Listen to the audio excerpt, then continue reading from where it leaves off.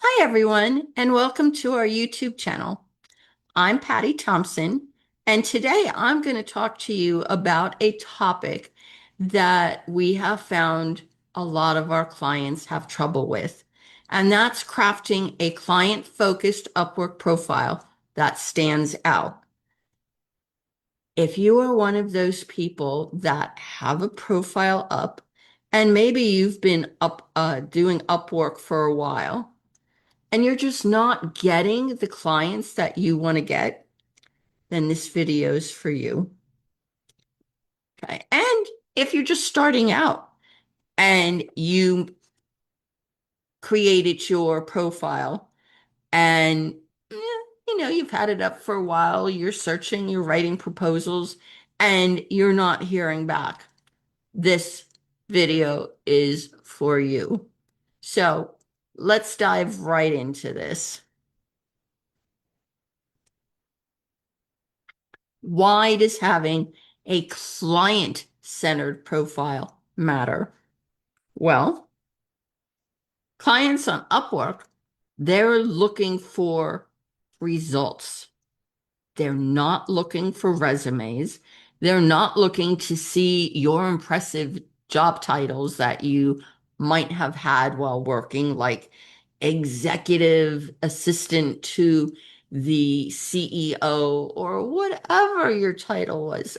They don't care. Okay. They just don't care. What they do care about is they are looking for solutions to their specific problem. They want to look at freelancers and determine quickly whether that freelancer understands their problem and can deliver the results that they want. Okay, so if you're littering your profile with your resume, you're not going to get results. So some common mistakes that people make. Okay, it's client centered. So if you go back and read your profile and you see that you've used the word I more than 3 times, it's not client centered, it's me centered. I can do this. I can do that. When I first started training as a barefoot consultant coach, we weren't even allowed to use the word I at all. So any sentence that I had an I in, I rewrote it and there was no I's. I did not use an I at all. The next common mistake that freelancers make is listing all the tasks they can do instead of what the outcome was to a particular task that they did. And the other mistake, and this is a big one, people feel if they use general language so that they cover an array of skills or tasks, that they're going to get hired by more clients. The total opposite is filled. If you sound like a jack of all trades, well, you know how that saying ends. You're a master of none. So if a client has XYZ problem and you say that you can solve everything from A to Z, they're going to figure you can't handle XYZ and do a great job because you just touch the surface on those things. So specific language, no I, and talk outcomes, not tasks.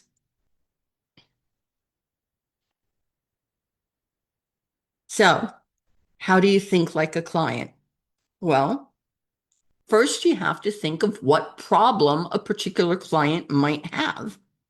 And then you have to think, well, what result do they want to happen because of that problem?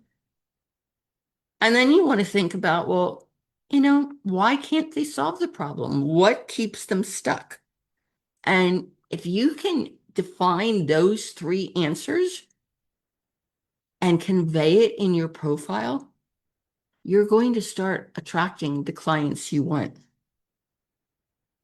So, really, the formula to having a client-centered profile is quite easy. You define the problem, you tell them their solution, and most importantly, you tell them out of all the freelancers that can do the exact same thing, hiring you will benefit them because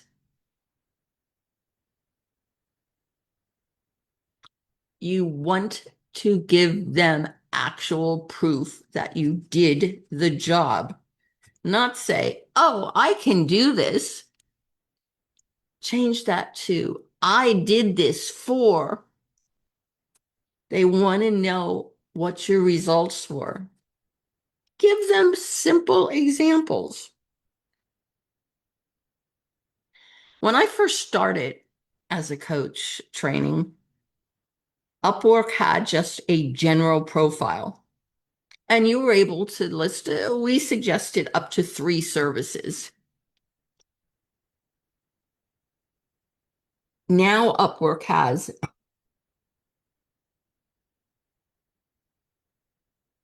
a general profile, and they use the same word, and it's really not the same concept.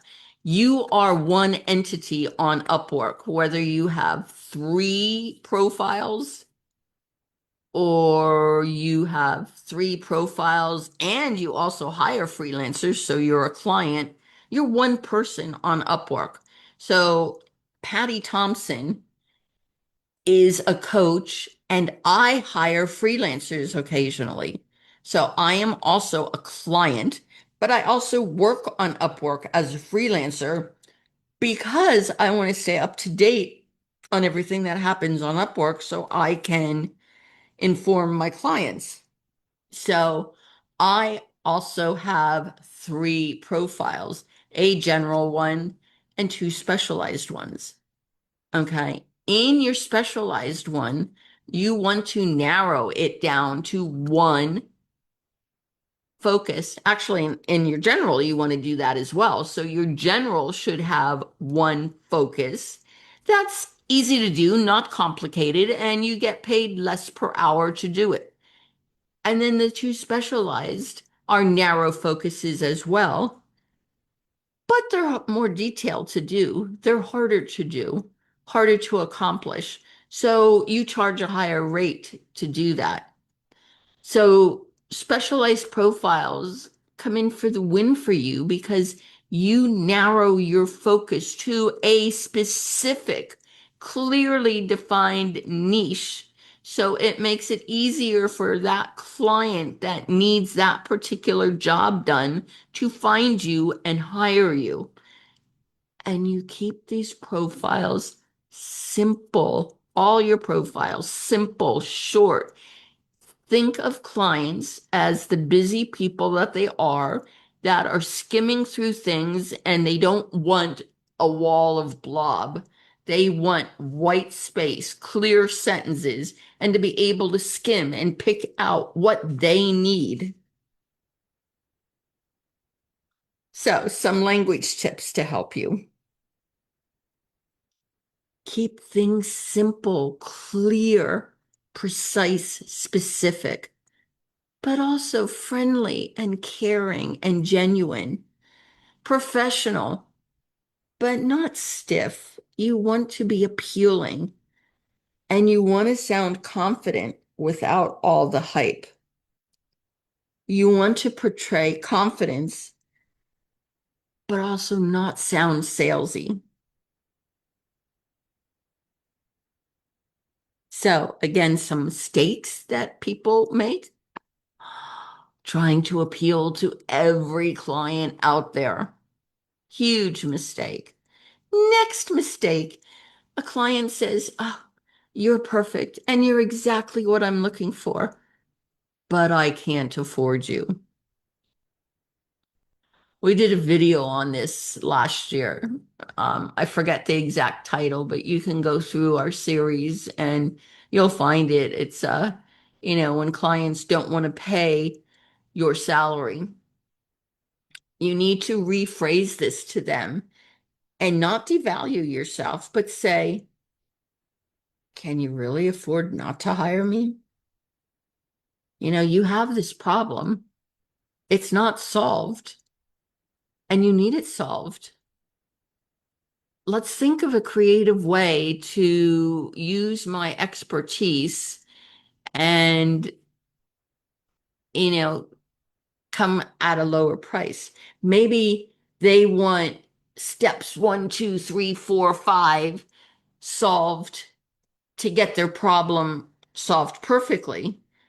But you can show them by doing steps one and two, they're going to get some value and they'll see how valuable you would be in completing the entire job. So offer to do partial job at a lower price, but not the full job that they want. And then if they're happy with your work and you're a good fit, hire me to complete it. Okay, so reframe there. Oh, you cost too much. And then the other mistake freelancers make is overthinking their niche. Coming up with your niche should be simple. It should be something that you are great at doing, that you love doing. Because if you're great at doing it and you find happiness and joy in doing it, you are going to come across so much more confident. And clients, you're going to be a magnet, just bringing in those clients to you. Okay. I love coaching. I love working with people. I had many jobs in my life. I keep telling people that I finally found out what I wanted to be when I grew up. It took me 60 years, but I finally found out what I wanted to do when I grow up. And that was coaching and helping people. I love working with people. I don't love sitting behind a desk and typing and researching and blah, blah, blah. I don't enjoy that. I'm a people person. I want to interact with people. So coming up with a niche shouldn't be difficult. It should be what you excel at, what you are happy doing, what you love, your passion. This is freelancing. It's supposed to be fun and enjoyable. Yes, you're supposed to make money. And yes, that will come in time. But you don't want it to be drudgery because if it's drudgery, you're not going to be successful. And the next mistake people do is not deciding what their particular niche is and not deciding what services, what one or two or even three services max they want to offer. Don't skip the process. Go back to building the foundation. You can't have a beautiful home without a sturdy foundation. You can't have a successful freelancing career without the proper foundation. So, your next steps, review your profile or have Robert or I review your profile. Sometimes a fresh set of eyes is much better. Simplify your message. And I will admit that this part has changed since we first became coaches. I mean, when we first became coaches, I was writing like a mini chapter for people's profiles, and that's not the case now. Now you want like three, four paragraphs max, but you want powerful paragraphs, and you want them client-centered, not me, me, me, or I, and you want to give actual proof that you can do the work. So, I want to thank you for watching this video and listening to me go on and on. Don't forget to like, share, and subscribe so that you don't miss out when our videos come out. And if you need coaching or you just have a question that you would like some direction to, email us info@rptvirtualservices.com. And don't forget to visit our website. And most important, don't forget to have fun with this. Do what you love. And going back to one of my many other videos. Don't wait for perfection. Just do it. I that For those of you that know me, that is like my favorite Nike commercial, Nike's model. Do it. Just do it. You can, and you can be successful. So, see you next week. Have a great week. And remember, if you have any questions or if there's a topic that you would like us to cover, email us. We'd love to hear from you. Thanks. Bye bye.